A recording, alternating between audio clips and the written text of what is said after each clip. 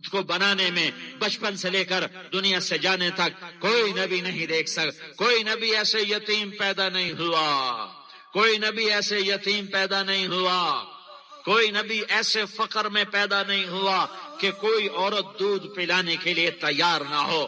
کسی نبی کی ماں کو اللہ نے ایسے جنگل میں موت نہیں دی جیسے میرے نبی کی ماں کو اللہ نے جنگل میں اٹھایا.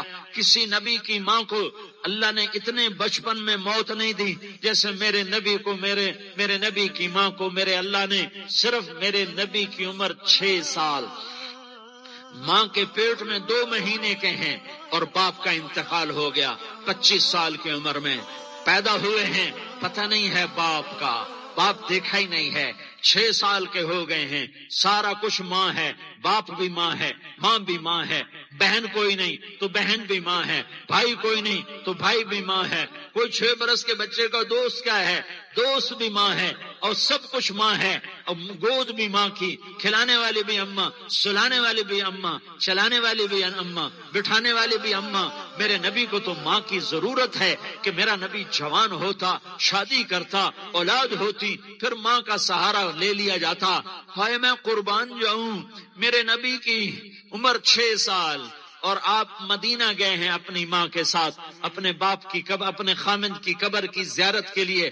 حضرت آمنہ نے سفر کیا، وہاں پہنچی، 1 مہینہ قیام کیا، واپسی شروع ہوئی. ابوا کے مقام پر 3 افراد، ام ایمن، میرا نبی، میرے نبی کی ماں، 3 افراد. سن 2000 میں ابوا گیا، ابوا کے آگے جنگل میں گیا اور حضرت آمنہ کی قبر کو ڈھونڈا. میں نے زندگی سفروں میں گزار دی، میری زندگی ساری سفروں میں گزری اور سفروں میں کیفیات واردات مختلف دیکھی. میں بیت اللہ کے اندر 2 دفعہ داخل ہوا اور وہاں نمازیں پڑھی، نفل پڑھے، پر جو کیفیت میں نے حضرت آمنہ کی قبر پہ دیکھی میں نے بیت اللہ کے اندر بھی نہ دیکھی.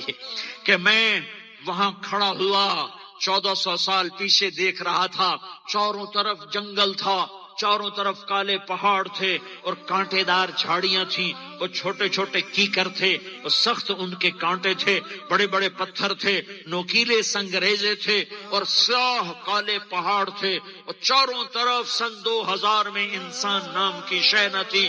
14 صدی پیچھے میں نے مڑ کے دیکھا کہ میرے نبی کی ماں صرف 25 سال کی عمر میں ہارٹ اٹیک نے پکڑا اور آپ گری. ایسے اوپر چبوترا سا تھا، کوئی 40-50 فٹ اونچا پہاڑ ہے جہاں میرے نبی کی ماں پر موت نے وار کیا. ارے یہ موت مدینے میں آتی تو نان کے سنبھال لیتے، یہ موت مکے میں آتی تو داد کے سنبھال لیتے. کوئی دادا سنبھالتا، کوئی چاچا سنبھالتا، کوئی پھوپھی سنبھالتی، کوئی ماموں سنبھالتا. مدینے میں رشتہ دار تھے، کوئی وہاں سنبھالتا. یہ میرے رب نے کیا کیا؟